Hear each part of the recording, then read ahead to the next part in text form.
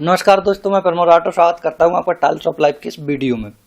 दोस्तों, आज के इस वीडियो में हम बात करने वाले हैं भारतीय फिल्मों के मशहूर अभिनेता अशोक कुमार साहब के बारे में।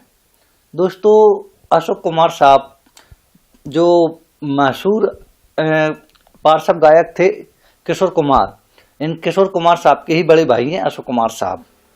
तो दोस्तों, अशोक कुमार साहब का जीवन परिचय शुरू करने से पहले मैं आपसे एक छोटी सी रिक्वेस्ट करना चाहूँगा।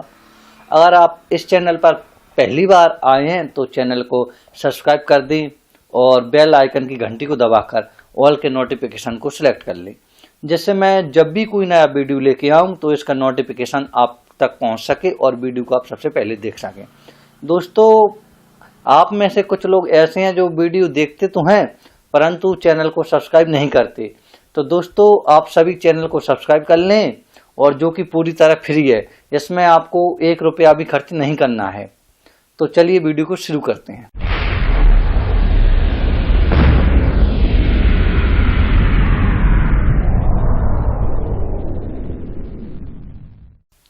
अशोक कुमार साहब का जन्म जो ब्रिटिश भारत था उसके बंगाल प्रांत के भागलपुर नामक जगह पर हुआ था, जो कि अभी वर्तमान में बिहार राज्य में आती है।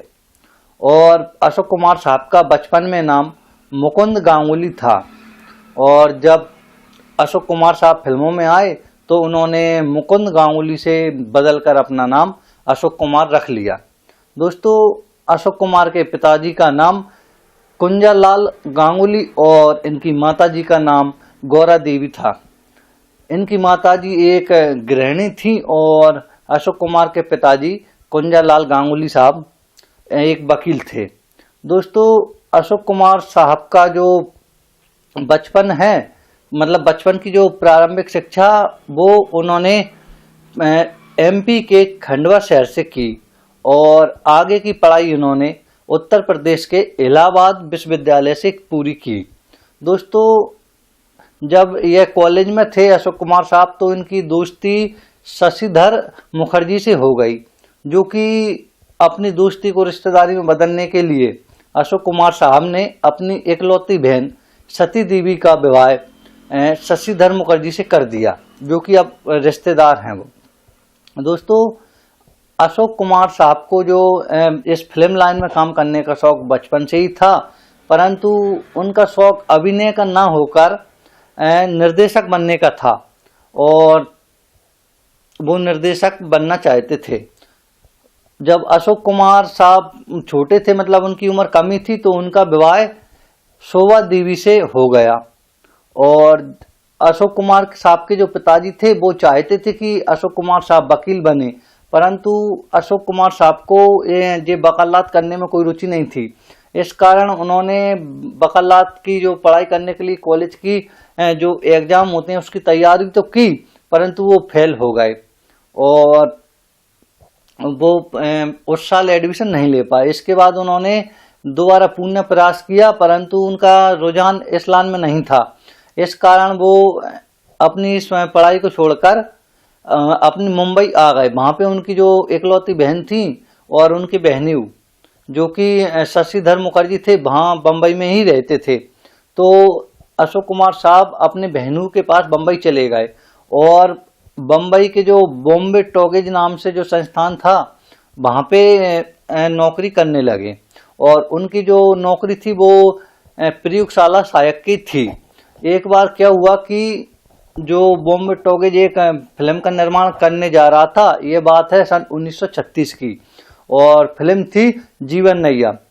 तो बॉम्बे टॉकीज अपने बैनर तले जीवन नैया फिल्म का निर्माण करने जा रहा था, परंतु किसी कारण से इस फिल्म के जो अभिनेता थे उनका नाम था नाजिम उल हसन, जो कि इस फिल्म से अलग हो गया, उन्होंने इस फिल्म को छोड़ दिया।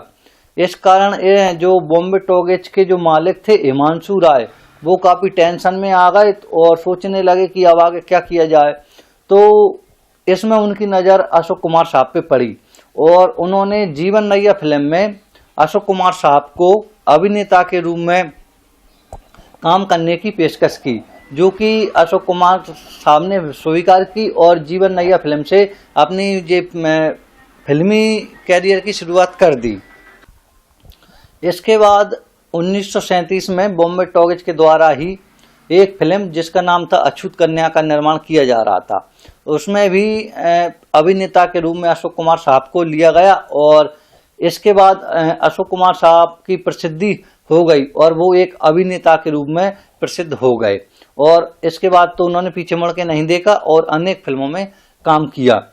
दोस्तों, बात करें अशोक कुमार साहब के पुरस्कारों की तो उन्हें कई पुरस्कार मिले हैं, जिनमें कुछ पुरस्कार मैं आपको बताता हूं।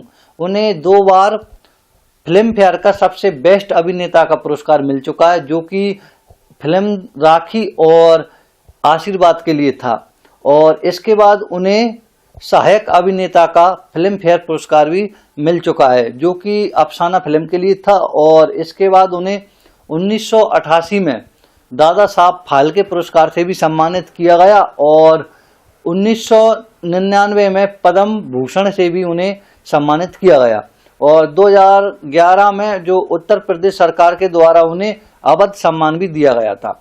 दोस्तों, बात करें अशोक कुमार साहब की मृत्यु की तो अशोक कुमार साहब की मृत्यु 10 दिसंबर सन 2001 को हो गई। बात करें अशोक कुमार साहब की फिल्मों की तो अशोक कुमार साहब ने कई फिल्मों में काम किया है। उनमें से मुख्य रूप से कुछ फिल्में इस प्रकार हैं। सबसे पहले उनकी है जीवन नैया, जो कि 1936 में प्रदर्शित हुई थी। इसके बाद है अछूत कन्या, जो कि 1937 में आई थी और प्रेम कहानी 1937 में आई थी। आजाद 1940 में आई थी। नया संसार 1941 में आई थी और किस्मत 1943 में आई थी और बेगम 1945 में आई थी। आधी रात 1950 में आई थी। जलपरी 1952 में आई थी और शतरंज 1956 में आई थी और काला आदमी 1960 में आई थी। गुमराह 1983 में आई थी। साधु और शैतान, जो कि 1961 में आई थी। पूरब और पश्चिम 1970 में आई थी। नया जमाना 1971 में आई थी। संतान 1976 में आई थी और जनता हवलदार, जो कि 1979 में आई थी। फिर आई बरसात 1985 में आई थी और भारत एक खोज 1988 में आई थी और आंसू बने अंगारे, जो कि 1983 में आई थी और दुश्मन दुनिया का 1996 में आई थी और आंखों में तुम 1997 में आई थी। दोस्तों, आपको यह वीडियो कैसा लगा हमें कमेंट करके बताएं और चैनल जिसको सब्सक्राइब कर आपको वीडियो पसंद आया हो तो वीडियो को लाइक कर दें। मिलेंगे अगली वीडियो में, जब तक के लिए धन्यवाद।